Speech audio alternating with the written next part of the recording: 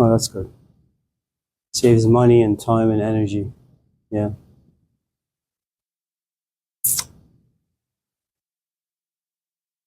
Father is good?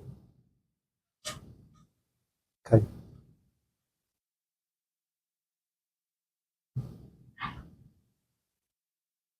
So, is there anything you guys want to talk about?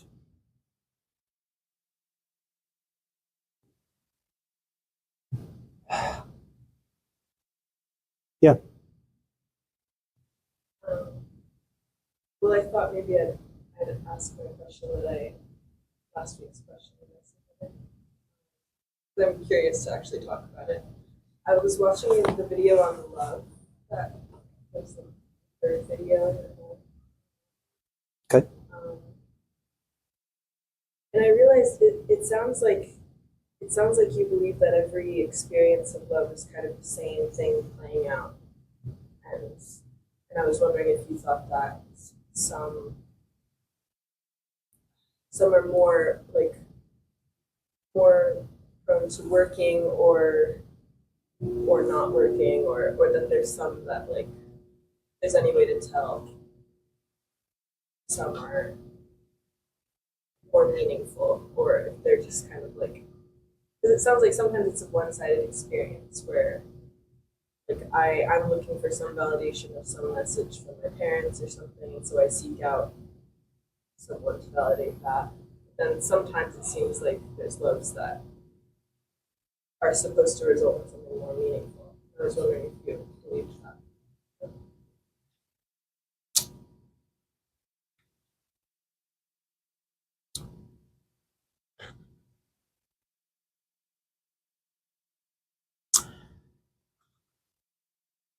That's a very good topic.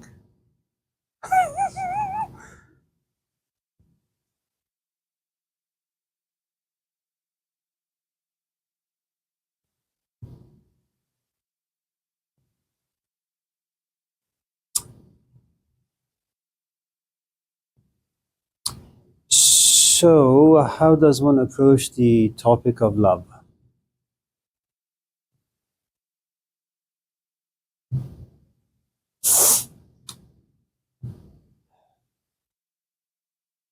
Let me first tell you a story, maybe a couple of them.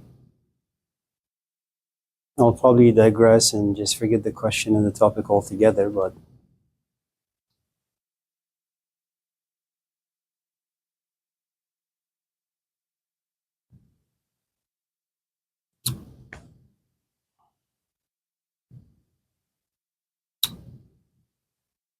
so imagine, forget the stories. Imagine for a moment that love happens to be like a swimming pool of sorts. And there are like 4 or 5 different pools that you can jump into. One is about 2 feet deep. The other is 5 feet deep. The next is 10 feet. The other is like 25, and so on and so forth. They all get you wet, you know, and they can all inspire some sort of a joy or certain degrees of pleasure. So in that sense, that's the common denominator that they all have, that all of them provide some sense of happiness. Okay. If you're hanging out with your 2-year-old and you're in a pool that's about 2 feet deep, there's a good chance that you can stay in there for a long time because your child is having fun.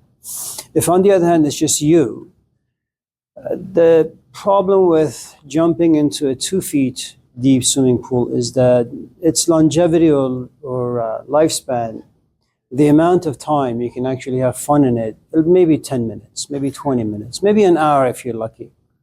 There isn't much to discover, you know. If on the other hand you jump into a swimming pool that's about 5 feet deep, then there is a bit more struggle for you to keep yourself afloat. more space to float around, more things to discover perhaps. If you jump into a pool that's about 10 feet deep, there's a good chance that you have to practice the way you hold your breath and the way you take your breath, how much energy you want to kind of expend as you dive deeper. And there is this struggle that's going to take on within you, which is, am I going to be able to touch the floor of the pool? So there is this wrestling that all of a sudden happens. There is this beauty in your mind now that I will attain perfection once I touch the bottom of the pool. If you go to some sort of a place where the bottom of the pool is about 25 feet deep, then the struggle becomes a bit more intense. The competition that lives inside you, the wrestling match, grows a bit bigger. And there's a good chance that you're going to go down hoping to touch the bottom. You won't be able to. You'll come up disappointedly, and you'll try again and again and again. But depending on your capacity, your stamina, you will either try for the next 5, 6, 10 hours, or you'll be completely depressed and you just say, you know what, I'm fine with being in a pool that's only 2 feet deep.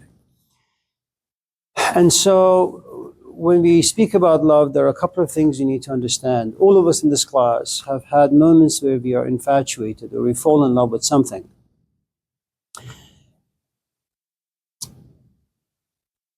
Your own capacity, which to some extent is determined by the things in which you're interested, will either allow you to jump into a pool that's 2 feet deep or 25 feet deep. Okay, there's a good chance that you may run into a Socrates, or you may run into, if you want to be in a relationship, that you may run into a man who is in his late 40s and may say, you know, I like you, I know you like me because of your body language and this and that, let's give this a shot. And it may be something you've been looking for your entire life, but that for you remains only a theory in your head, that I like a relationship that's stable, but its application is very, very different. You have to commit to certain things that you're not yet ready for. And even though you may desire, you may not have the capacity to do so just yet. So the more in depth, the more fundamental, the more substance the object of your love is, the longer it's going to last. Okay. So it's something we've talked about plenty of times in this class, which is you may find someone physically attractive. That's about 2-3 weeks' time before it just dies. And the human element comes in. And then you have to encounter a good amount of friction, struggle. You have to get to know their history. You come to realize you don't really like it. You don't like what they want in life, or who they are in life, the sort of things they're addicted to. If you're looking for someone with whom you can not only have sex, but also have meaningful sex, and I'm not just talking about two physical bodies grinding against one another, but also emotionally being compatible, intellectually being compatible, that's going to take some examining someone's history, having some conversations with them, withholding the physical intimacy for a while to see whether or not you're compatible. And it means that you have been down the road of physical intimacy, only you've come to realize it's not really worth that much. Maybe it would work for you when you were 18, but at the age of 25, 26, it's just beneath you. There comes a point where you realize that, just having a nice guy is good, but you want it to end up in a marriage of sorts. So you move to a different stage where love just takes a different quality to it. So remember, people are like pools. Some people are very, very shallow. So they're only 2 feet. Some people are mediocre in the sense that they offer you some challenges. They have some past traumas, perhaps. They have some interesting things they think about. They have emotions that are somewhat mature. And they're like 10 feet deep. And you can swim in them for 2, 3, 4, 5 years before you realize they're no good for you. And then you encounter people like Jesus or Malcolm or Angela Davis or Socrates that for some strange reason, you're not really physically attracted to them. and emotionally maybe even you're repulsed by them, but and intellectually you don't really know what the hell they're talking about. There is something about them that attracts you, and that remains a mystery. And that's the component that's, I think, mysterious in all love relationship, whether it's a 2 feet deep relationship or a 10 feet or a 25 feet, which is the element of attraction. I don't know why we become attracted to things. I don't really know.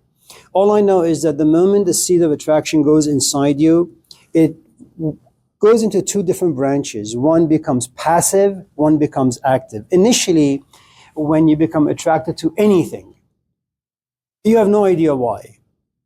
All of a sudden you become curious, you also become interested, but these are passive. They're part of your organism. They just all of a sudden just pop out and say, wow, that's interesting. Okay. The active part is like any other seed. It needs to be protected and it needs to be nourished. Okay. Now, one of the ways that you kind of protect and nourish any seed is through imagination, through reflection, through continued interest and curiosity. That becomes something that you have to actively make an effort. The attraction is not going to knock on your door and says, here I am, pay me attention. It doesn't work that way. And one of the reasons is anything that has value desires to protect itself from being defiled.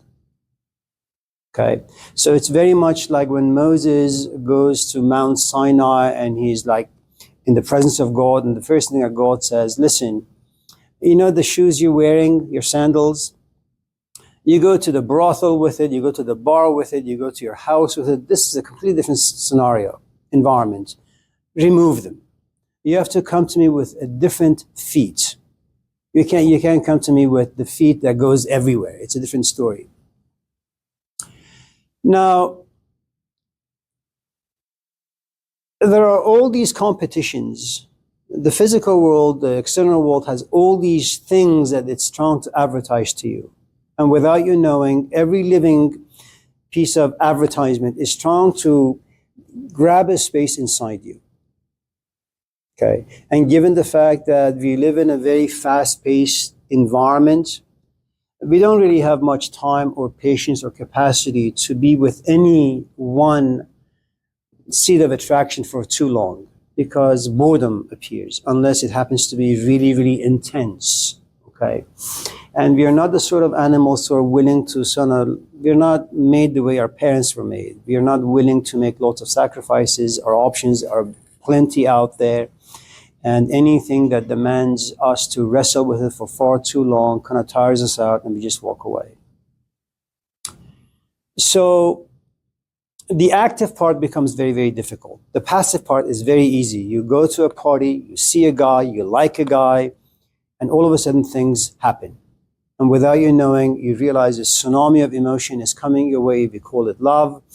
And then you do all sorts of things instinctually, organically, intuitively, until there comes a point that, remember, love is this, at least the way I see it, it doesn't matter whether you love Snoop Dogg or Jesus Christ. Okay? What love connects you to is this element of beauty. It makes you more than human.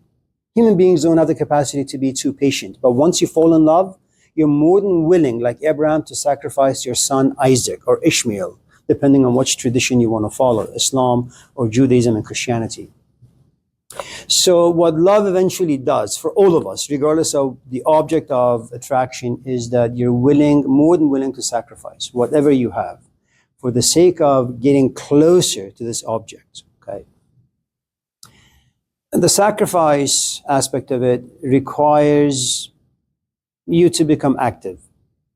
And the healthier your background, okay, the more saturated you are with being in a pool that's 2 feet or 5 feet or 10 feet, the more you're willing to sacrifice for a pool that's about 50 feet deep.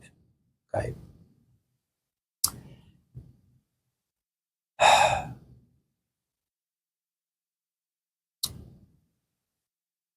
So if I was to put this stuff on the board, I would do it this way.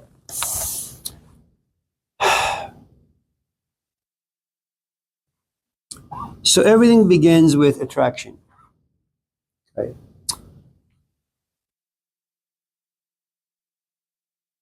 For some strange reason, the moment something about you wakes up and says, I'm attracted, you become curious. Not so much about as to what it is you're attracted to, but you're just attracted to this.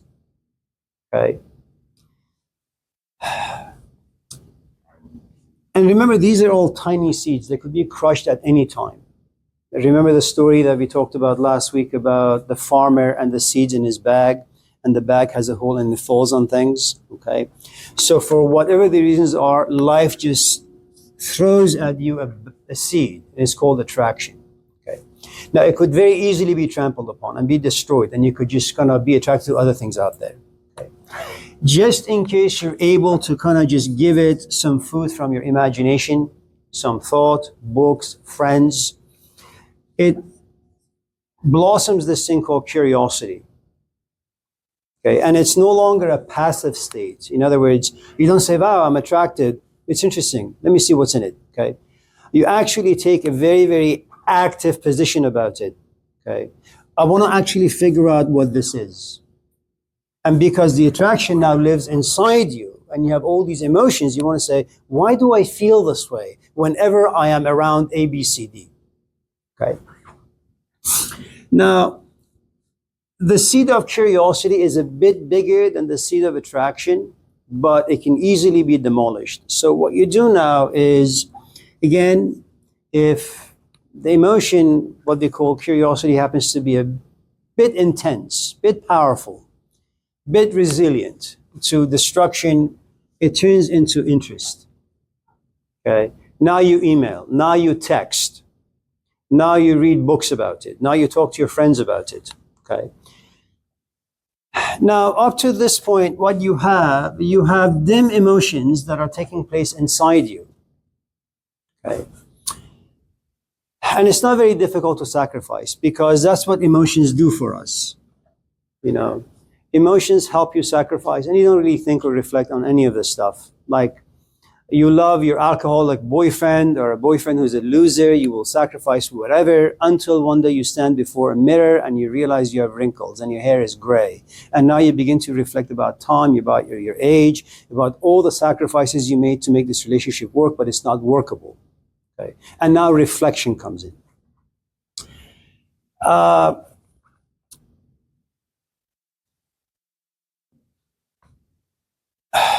As you spend more time with the object of attraction, what usually happens, they begin to occupy more and more space inside you until you find yourself infatuated. The problem with infatuation is now for the first time you have an emotional relationship with something. You know, here you can still walk away because there are other things vying for your attention, your curiosity, and your interest. Infatuation is a very, very different beast. It's like you wake up and that's what you think about. You go to sleep, that's what you think about. But you still have a good amount of space to kind of give to other areas of life, okay? So up to this point, let's just say 20% of your interior is occupied with the object of attraction.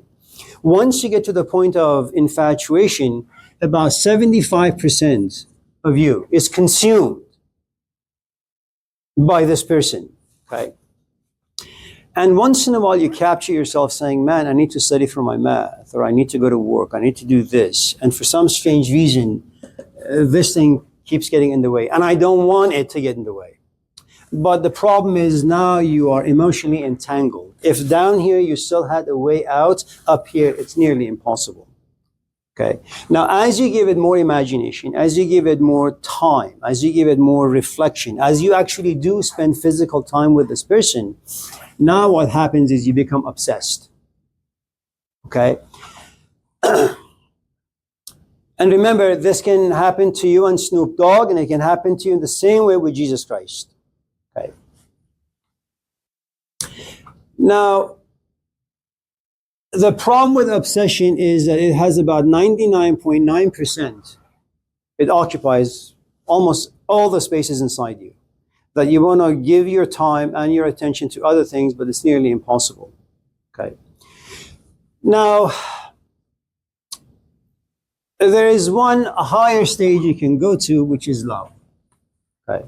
It's a done deal. You know.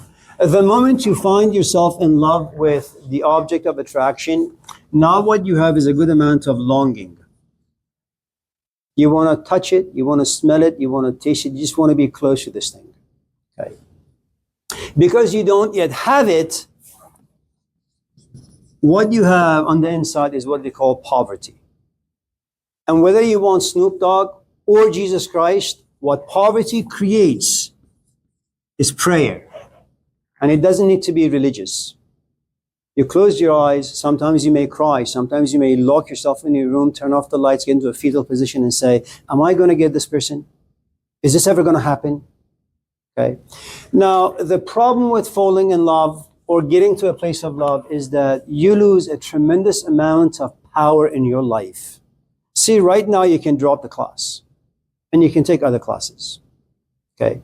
Right now you can get rid of all these people, get rid of me, all of that stuff. The moment you fall in love with the class, for example, this is hypothetical, okay, is that the only person who is able to satisfy your poverty, give you food, so from hunger you can be satisfied, is the object of attraction. You become monogamous. That's what love does. It creates monogamy. It's just you and that thing alone. Okay.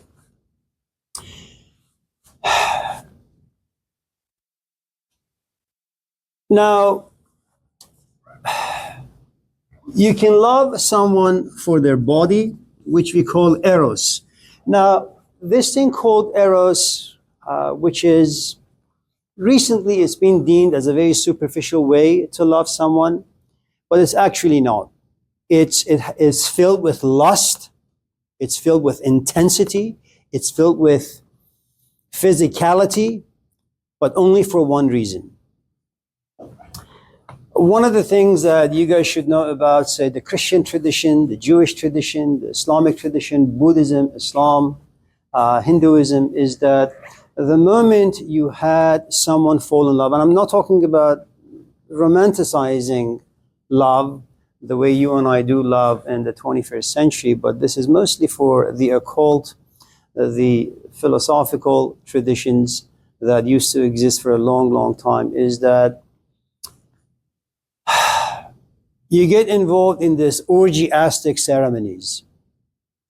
And most of the students were male, and their only function was when they would walk into the ceremonies, they would have to sleep with 5, 10, 15, 20, 30, 40, 50 different women. Because for some strange reason, the ancient folks believe that there is this sacred mystery that lives inside the feminine. And only through the feminine can the part in man that has the spirit in it come to life. Okay. Now, all that ridiculous language aside, so sometimes this fall is directly connected to someone's body, which we call eros. Okay. Sometimes you get tired of eros. You say, you know what, he looks good on the outside. He has a nice house. He has a nice car. He has a nice this, nice that. But there is something about him that's missing, or there is something about me that when I'm with him is missing. I want to think, I want to look at life from a different perspective. And what you're basically saying, I want to fall in love with someone, which we call philo. Someone's mind, the way they speak, the way they think. And remember, the body creates its own set of unique feelings, emotions, and thoughts. Okay? And what usually happens with philo is that you could be around Socrates, a profoundly hideous looking man, but there is something about the way he is, there's something about the way he talks, there's something about the way he thinks about life that creates this infatuation about you. You want to just be around this man, okay? He does something to you. If someone like Brad Pitt would inspire you to have physical sex with him, what Socrates demands from you is that he wants intellectual intimacy.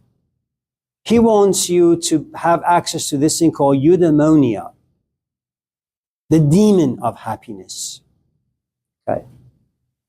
Now, there comes a point where you encounter, and remember, this is like a 5 feet swimming pool. A philo is like a 50 feet swimming pool. Okay? And there is this thing called agape, if you can read my writing. Agape is basically what the ancient Greeks used to consider to be the kingdom of God within you. Okay? And that's like going into an ocean, you know. And so what they have, all three areas of love, what they all have in common is that they make you into a poet.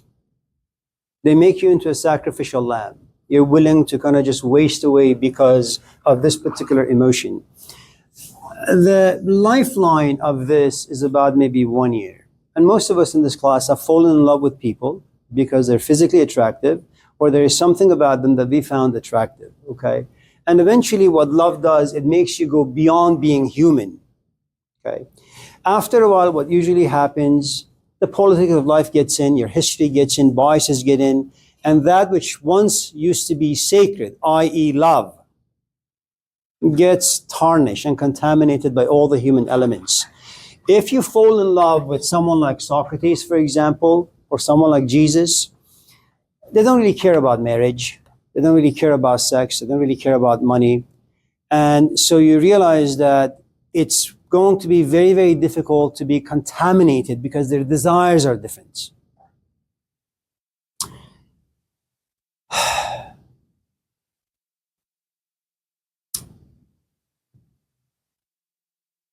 Now, let me also add another component to this thing. And let me tell you a story, a couple of them maybe. Was this confusing at all? A little? No? Yeah. One of the things I was going to say about, before I tell you the story about love, is that right now you have a lot of power in your life. Your thoughts belong to you, your emotions belong to you. You have the power to physically move from places to places, house your body in a place that will give you a certain amount of pleasure. Once you fall in love with someone, the problem is you will lose all of that power. You want to have your own thoughts, but you can't because your mind is occupied with the object of attraction. You want to have control over your emotions, and that's one of the things that we human beings desire most, control, power. Because if you don't have power, you can't control your environment. And if you don't control your environment, you're like a leaf in the hands of the wind. And that's a devastating life to have, okay? And so once you begin to lose power, at least you're beginning to realize you're losing power, fear overcomes you. Doubt enters into you. And then you will try to find various ways to justify your fear. And then you will run away. And it happens to all of us. And we don't do it because we're nuts. We do it because something deep inside tells us, we're walking on really scary grounds now. You're beginning to lose all the power that you had assumed for the past 20 years. And there are lots of movies about this stuff that, there is some guy or some gal married with 25 kids, and all of a sudden they're walking down the road. They look at someone, and all of a sudden something happens. They don't really know what. And they sit and talk for hours, and before you know it, they're filing for divorce. Okay? So a tiny seed can eventually become a tsunami if you're not careful. Now, before I tell you the story, let me just say that it's much better, I think, to fall in love with a Socrates than to fall in love with a Snoop Dogg. Okay? And it's something we'll talk about once Lilac asks his question about death and triple bypass.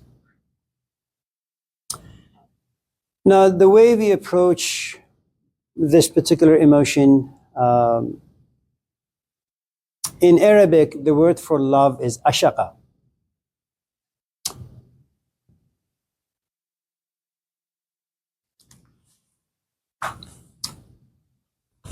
Ashaqa is like IV, this binding weed. It's always there inside you, inside all of us. And it's just waiting to be inspired to come up. Once in a while, it comes up. And once in a while, it just wraps itself around your toe. And you say, yuck. And you walk away and you tend to, other areas of life. Sometimes it wraps itself around your ankle and you say, oh, I like it. And then it gets to your knee. You say, oh, I like it. Now, one of the things about ivies, these binding weeds, what they do is that they suck the life out of the tree. That's how they survive. Eventually, the tree dies, but the ivy itself remains. So if you examine what love does to all of us, it uses us for its own sake to survive, but it takes away your dreams, takes away your hopes, takes away your goals, says no to class, no to work, no to friends. You can't watch movies. You're just sitting by the cell phone waiting for a text or a call to come your way. That's what love does. It sucks everything out of you. That's the only way it can protect itself. Okay? And that can be profoundly frightening. So this idea that Jesus looks at people and says, come follow me, and they say, oh yeah, we'll follow you. No, it doesn't work that way. Okay? Or even if it does, it won't last very long, and the New Testament has a good way of telling us why it doesn't last, because, it takes a long time to understand these emotions and how they function through us and what they do to our lives. So, Ashaqa eventually kind of just comes up if you're not careful. And this is what happens to all of us. That if you're not careful with the sort of nourishment you give it, thinking, imagination, the interest, pushing you into the library, checking out books and reading about the subject, before you know it, one day you wake up and you say, man, the binding weed is almost up to here. And it's choking you. And it gets to a place where it just is inside you and you can't escape it. It has all of you now. And you may not want it. It refuses to leave. And the moment you have this thing called love inside you, it's like it forces you to divorce yourself from life. And any divorce is going to be traumatic. You want to go back into life, have fun with your friends, but the longing, the separation is far too devastating. You want to just be intimate with that thing, but it's not there, and you're just crushed. صد فصل بهار آید و بیرون ننهم گام ترسم که بیایی تو و در خانه نباشم. You say, well, you know what, I'm just going to leave my phone in the room and just go for a walk. Because I've been sitting by the phone for 10 hours, no texts, no calls have come. I'm sure nothing's going to come. So you go out, and as you are about to get in your car and drive to lecture, you say, let me just take my phone just in case the phone calls. Even though you've been waiting for 10 hours, okay? So it's kind of like a cat waiting for a mouse. You're very still. That's what this emotion does. Now, the way I think this particular emotion works for us is the following. And it's a story that some of you in this class have heard. Many of you perhaps haven't. It's about this this king moth looks at 4 or 5 different moths and says, I want you guys, you 4, there is something that the 4 of you need to do. You need to go on this long journey to discover what fire is, and then come back and tell us the nature of fire, what it does. And you realize that there are different categories of people with different capacities, different fears, different passions. The first one goes and comes back and looks at the king and says, I went on this long journey. I found fire. I discovered what it does. What is it? Asked the king. It illuminates its surrounding. Okay. Which means that it's kind of like light. You enter a space, it's dark, you can't see anything, and the moment the light comes on, you're able to see. And the king looks at this moth and says, well, it's a good story. You're right. Fire does illuminate. It does create light. But it's incomplete. But the moth, being arrogant, which all of us are, says, no, I think I have the entire story. So begins to write a book about his journey and his discovery, and saying, this is the ultimate truth about fire. It generates light. The second one comes back and says, the first moth was right. It does illuminate its environment. But if you fly a little closer to the flame, you realize it also generates heat.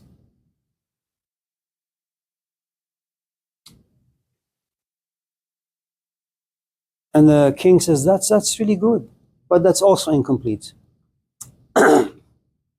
So the first moth, his passion ended with the conclusion that it creates light.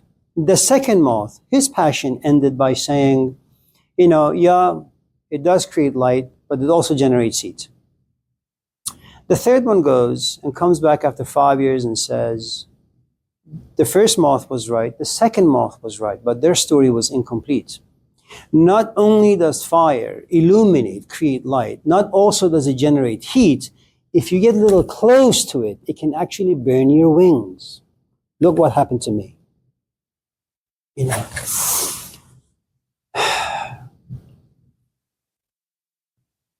Again, the king looks at this moth and says, that's great, it's beautiful, but it's still incomplete. The fourth one goes away. And people wait and wait and wait and wait. The moth doesn't come back. Until someone gives the news to the king that this fourth moth actually flew into the flame and became one with the flame and died in the flame. That's why he's not back. And the king looks at his people and says, that moth only understood what fire really is. Some people can only look at love and write books about it. Some people go a bit closer and they get involved, and they struggle, they wrestle with the emotion, they suffer some losses, and they come back and say, I don't think I want this. Some people go a bit deeper into this emotion and they actually get burnt. They have scars. They go to therapy. They get really, really depressed, chronic depression for a long, long time. And someone who runs into a Socrates or a Jesus or a Gandhi, there is something so profoundly attractive to these people that they walk all the way in. And when they come out, and I don't know how that happens or why that happens, it's like they don't really have very many human qualities to them, We are very lucky in the sense that we don't run into people who have actually flown into the flame. Alexis, hello.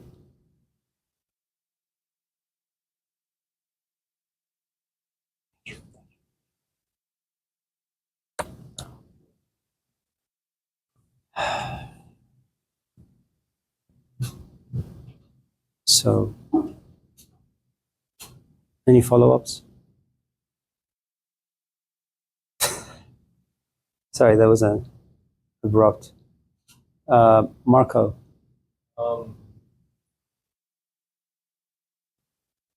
Let me, if I may. Marco, sorry, go ahead. Go ahead, sorry. Is it necessary to blind the fire?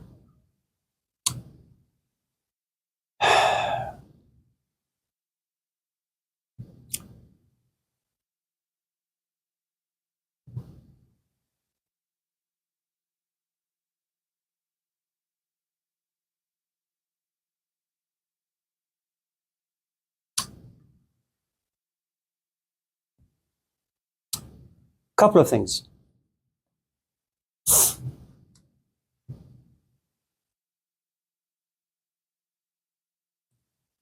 Imagine prior to enrolling, signing up for this class, you spend a lot of time reading books on Kierkegaard, Jean-Paul Sartre, Socrates, Plato, Aristotle, all those ridiculous people. At a certain point in your own intellectual, spiritual maturity, you came to this point where you said to yourself, what lived inside this man to spend all of his time thinking about this stuff? I want that. I don't really much care about the ideas. I want to taste the thing that drove him insane. And so you say, I've read all these books, I've talked to lots of people. For some strange reason, I'm not satisfied. Maybe I should sign up for a philosophy class. So you sign up for this one. And you realize that I'm just giving you the same old boring information. And you say, yuck, I already know this stuff. I don't really much care to think about, these ideas. I want to feel these ideas and not a superficial feeling. I want to feel it inside my soul if there is such a thing. Why do you have such a hunger? Why can't you be like the rest of these people? Just come to this class, get some information, write them down, do good on the quizzes, get your A and go your way. So that's your capacity. In other words, you're at a certain place in your life, and I don't know if there are past lives or not that allows us to be ready for certain things, but at least in this one life, you have experienced a good amount of scenarios out there, and you still feel incomplete and dissatisfied. So you want to be touched by something. Okay. Maybe you happen to be a Pegasus. You just want to fly. And you realize most of the information given to you by instructors, they just help you walk, not fly, and that's what you want to do. Now, it may be that you just like to walk. And maybe I just want to make sure that your wings begin to flap. Now, you and I are not meeting at a point where you and I both want the same thing. Now, I may manipulate you. Let's just say I'm in the business of giving you wings. Let's just say hypothetically, okay? I invite you to my house. I say, come up, I'll make you coffee. Let's sit, let's talk. Let's hang out together. I'm not doing this because I like you. But maybe I see that you just want to fly, but there are obstacles. And the more time you and I spend, the more you're going to like me. The more you like me, well, the more space I'm going to occupy inside you. And all of a sudden you realize, well, you can't focus on this and you can't focus on that, and you're losing grips on your life, and then you say, you know what, I'd rather just walk. And so whenever someone gives and whenever someone receives, in some ways, they have to kind of be at the same place. Now, it doesn't mean that you, as someone who's walking, and I'm trying to manipulate you into flying, as we talked about earlier, you're going to have lots of fears, you're going to have lots of doubts, you're going to take one step forward and 20 back, you're going to retreat, you're going to run towards all sorts of things. But I think generally, maybe you don't need to run into a Socrates. Maybe you need to just run into a very novice Socrates. Maybe all of us are just like frogs that need to be cooked very, very slowly. And some people are happy with just walking. Some people are happy with running. Some people are happy with just flying for 5 minutes. And some people, like Plato or Jesus, they just want to fly all the time. They don't want to be down here. So different people have different passions, different capacities.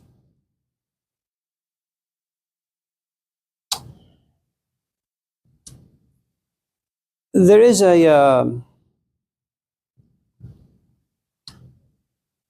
a woman who goes to a teacher and says to him, my husband loves you and he wants to follow you. Whatever you say, he will do. Wherever you go, he will follow you. I myself don't have the capacity, but I'm more than willing to be part of your organization to help you as well as my husband. I only ask for one thing. And Gurdjieff looks at this woman very seriously, and that's the guy, Gurdjieff, an Armenian teacher. He says, I will do whatever I can to protect your relationship with your husband, but you yourself would destroy it. She's puzzled. Why? I love my husband. It's never going to be destroyed. He says, you're going to help your husband go from step 1 to step 2. And right now, both of you see the same thing. When you look down there, you're going to be exposed to the same things.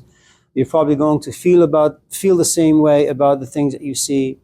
But when he gets to step 2, there are things that he's going to see that you won't be able to see. They're not that serious, but still, he'll have access to a world that you won't have access to.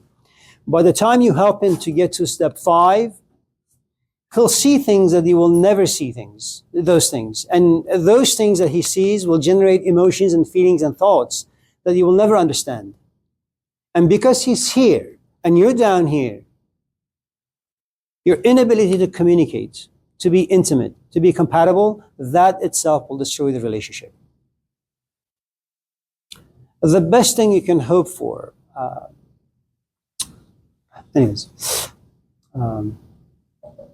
so if I was to give you a very real example, I would say the following, and forgive me for indulging a little.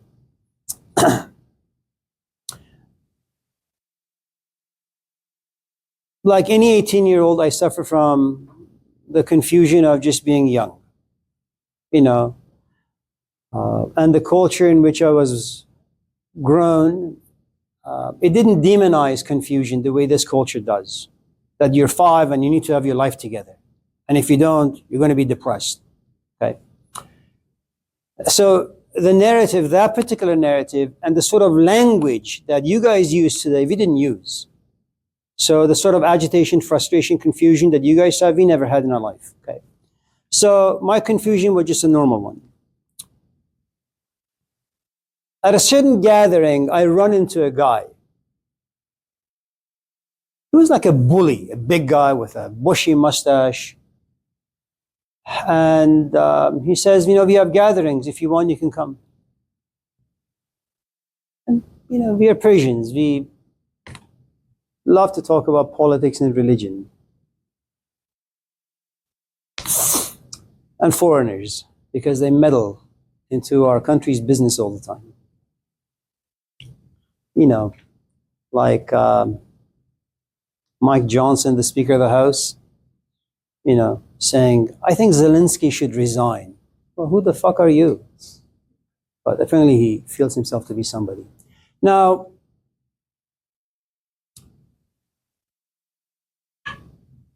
if you look at this GPS, this mapping I put down, there was something attractive about the sky, but I don't know what it was. I went there. For the next 6 months, I was curious, I was interested. But what was good about me is that I was confused. And when you're confused, it means that your plate has nothing in it or on it. It was an empty cup. That's what confusion does. You don't know which way to go. Should you take math? Should you take philosophy, history? Should you drop out? Everything is an option.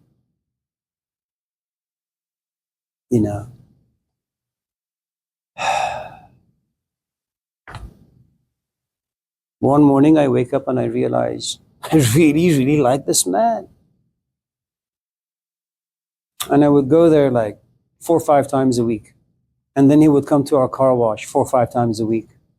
And then we would have gatherings that lasted 10, 15 hours. And then we had music gatherings. And then he became a family friend. And little by little, one day I realized, you know what? I don't want to do anything else but just do what he's interested in, which is philosophy and religion. And so what he did for me single-handedly is he kind of gave me a GPS to life. He made me fall in love with him.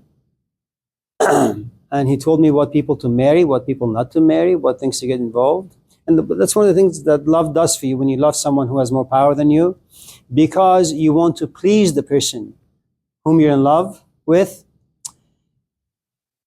Because you want to please them, you will always say yes to them. You see my beard? About 40 years ago, he looks at me and says, I don't like your beard, shave it. I go home and I shave it. When I gained a bit more autonomy, he told me to shave, I said no. He looks at me and says, Amir, you will never amount to anything. And he was right.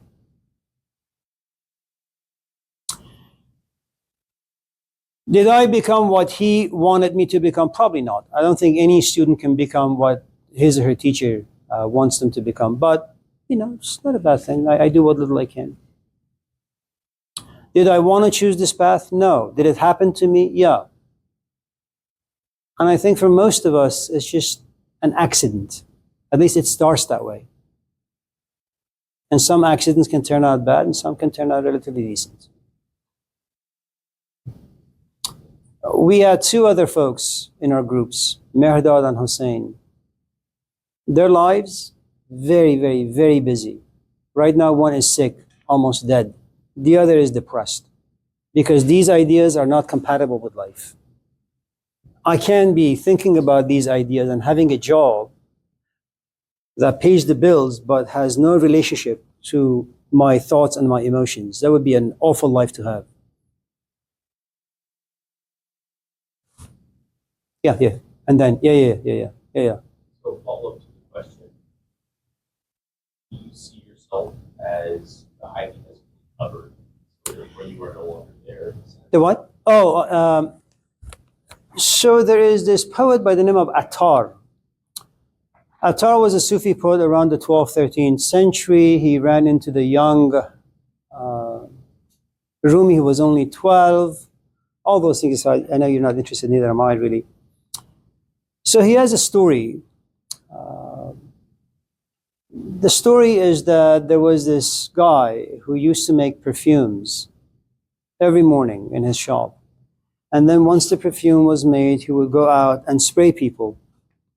And then he would give this long commentary about how the perfume was made and why they should think and they should express how wonderful the smell is.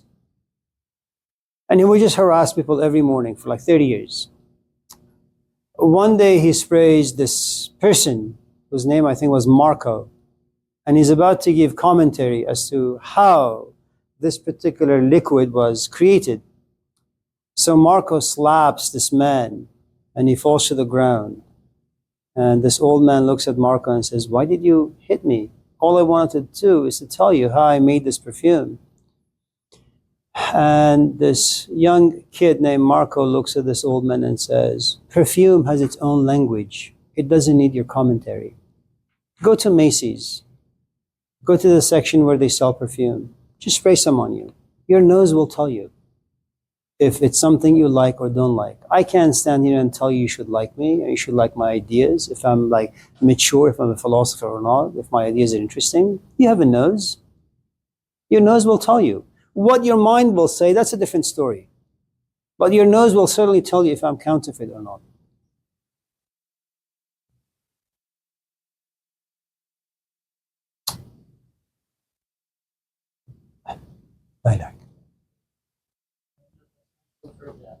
I'm sorry?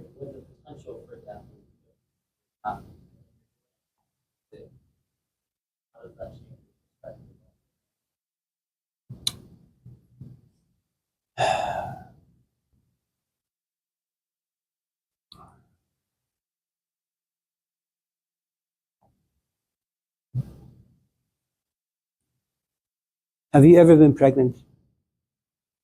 It's awful. I mean, first you carry the stranger inside you for all these weeks and then months. And then the last few months of your pregnancy, can't sleep, can't rest. You only eat like specific kinds of foods because the rest of the foods out there just make you throw up. And then you look at your companion and say, "My water broke. Rush me to Highland Hospital," of all places. And then this thing comes out with lots of breathing and pushing and pulling and pushing and pulling. And while you're pushing this thing out, you pray for your death. And then you hear this cry, and it's like all the pain that you suffered the past 6 months go away. But while you were pregnant, you had such a miserable time, and you cursed life, and you cursed God, and you say, "Never again." And then time passes, and you look at your son or your daughter and you say, they need a companion, they need a brother or a sister, because life is a long journey. Friendships, they're fickle. They need a sibling. So you talk it over with your companion and he says, "Okay, let's do it." Not because you enjoy sex, not even because you enjoy kids. You just don't want your child to be left alone, the only child. But you come to this particular place because you had forgotten how awful it was to be pregnant and how difficult it was, how painful it was to push this thing out. There are these moments that some of us in this class have, which kind of brings you very close to death, or you just feel things intensely and passionately. You watch a young kid being beaten up by the injustice of the legal system. And you say, you know what, I'm going to drop business and I'm going to study psychology. I'm going to be a lawyer or whatever, something that has to do with kind of harmonizing the scale so some justice can be experienced by people out there. But you realize that these inspired moments don't last very long. For something to stick with you and for something to not leave you alone and always haunt you and chase you and drag you back and saying, time is short, things can happen at any time. They don't really stay with us for too long. We don't have those kinds of experiences unless, again, you fall in love with death. And it has to be this way. Okay. Again, going back to the poet Attar, a son goes to the father, who's a grave digger, and says, Dad, can you tell me something you have learned in many years of you working as a grave digger? He says, yeah, I'll tell you. I have buried like millions of people into the earth. But for some strange reason, I can never imagine my own body going into the earth. I can't even imagine my own death. Okay. So just being around something doesn't mean it's going to inspire you to look at time, to look at youth, to examine what pleasure is.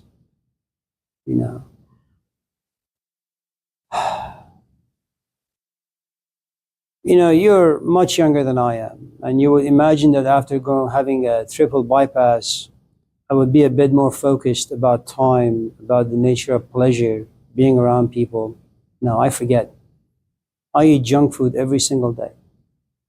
Fatty food. That's going to clog my arteries again. There are moments where, very much like you, and anyone in this class who have ever experienced some, I suppose, tragedy that just constricts the way you look at things, where you say, before actually death comes my way, I need to make my life a bit more meaningful.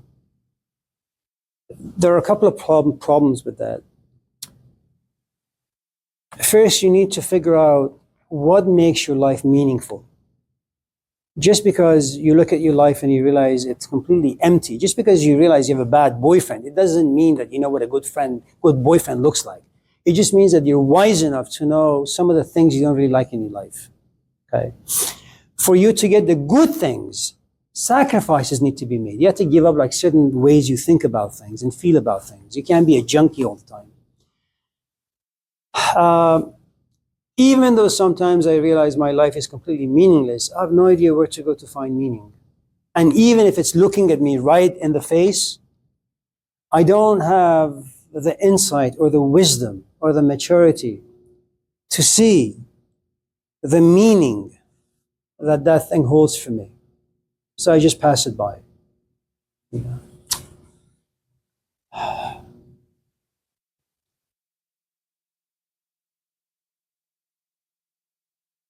There was this centipede. You know what a centipede is? It's like this tiny, ugly-looking worm that has like 1,000 legs. Okay. I know, Irvin, it only has 100, but so the centipede is just walking, and having a great time. And all of a sudden, Lilac goes to the centipede and says, "Wow, look at all these legs. How do you keep your balance so well? You don't trip over yourself." And the centipede gives Lilac the middle finger, 100 of them. And says, "What a stupid question." And the centipede walks away. All of a sudden says, "Look at all these legs.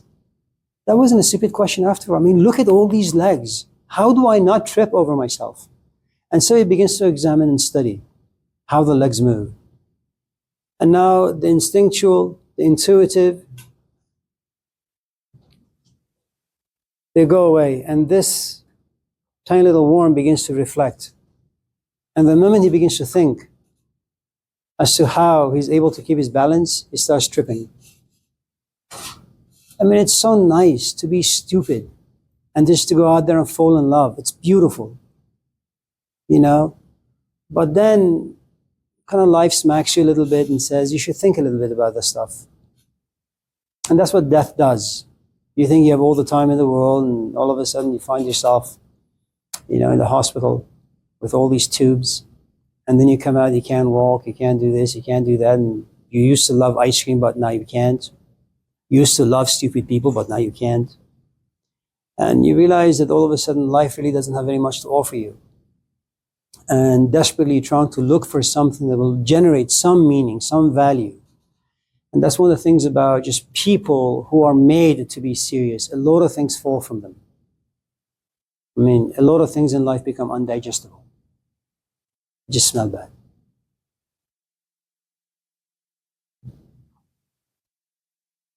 If that makes any sense.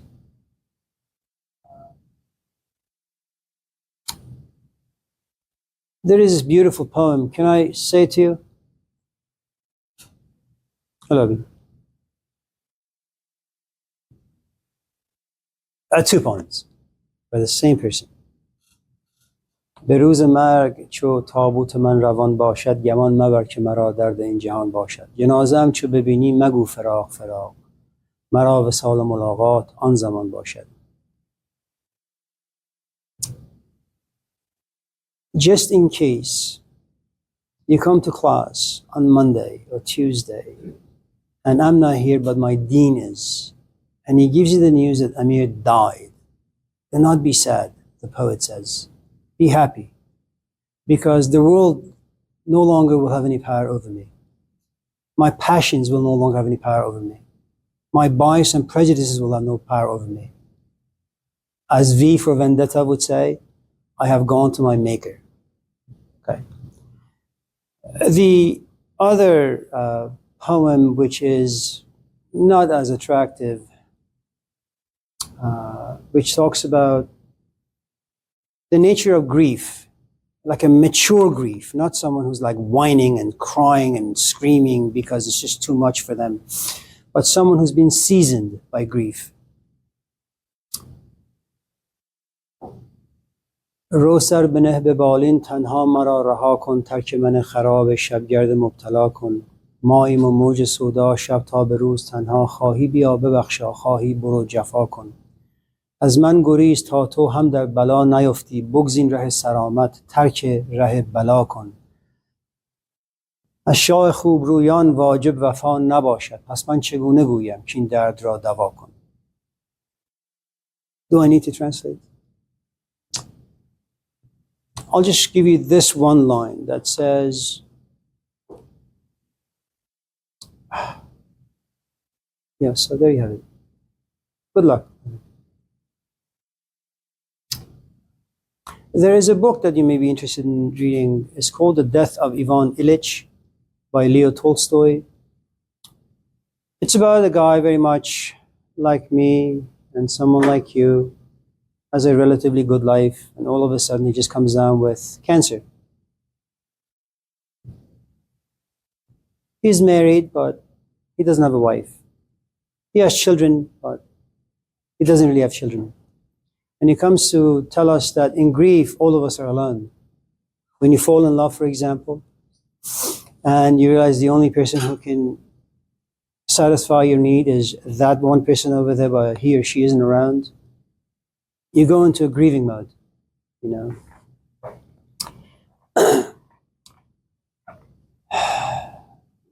So read the book, The Death of Ivan Ilyich, Leo Tolstoy. Oh, we have like a couple of seconds. Yes, Anna? Today. Oh, you had nothing last week either? I'm just kidding. Skylar? I was just joking, man. Take it easy.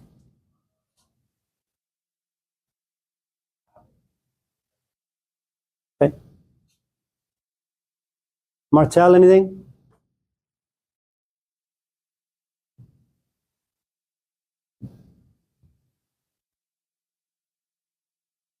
You have 2 hands up. It must be serious.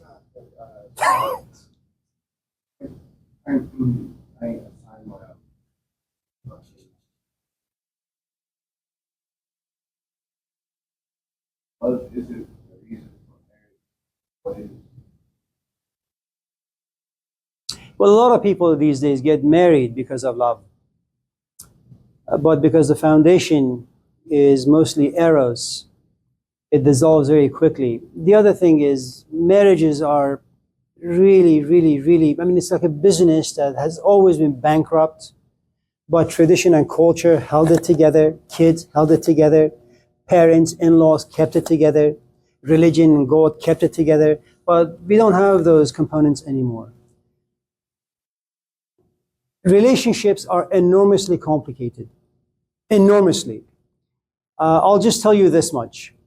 A Greek poet by the name of Pindar said something profoundly insightful. If it wasn't for old age, if it wasn't for sickness, if it wasn't for loneliness, people would never get married and people would never have children. The only women who have children are unhappy ones. They're no longer content or happy with their relationship, with their man, with their life, with themselves. So there's always something missing inside them. And to satisfy that need, they will have children. Now, the language I'm using today is appropriate for today's time. It wasn't true maybe 50, 60 years ago, because sex was different. The moment you have contraceptives, sex became a bit more casual. Love became a bit more casual. Human relationships became a bit more casual. And when things become casual, they lose their value. If, on the other hand, you're a serious person, and your thoughts are serious, and your emotions are serious, and you think that you're having a serious life, there's a good chance that you're not going to have casual people in your life. And so when you get married, you will get married for serious reasons. Now, whether or not those reasons will pan out well for you in the application, remember, theory and application, they're very, very, very different. Marriages are tough. They've always been tough. Raising kids, always tough. Today, it's just tougher times like 1,000. That's all.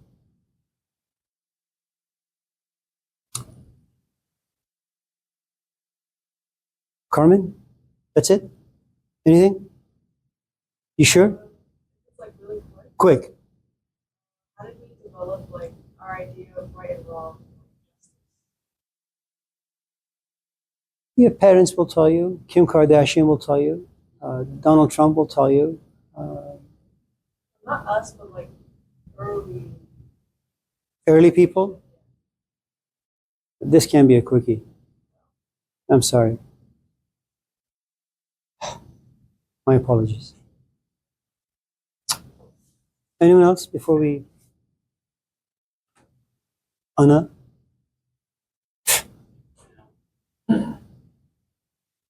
Well, sorry for having taken your time. It's good to see all of you. See you on Thursday. Thank you.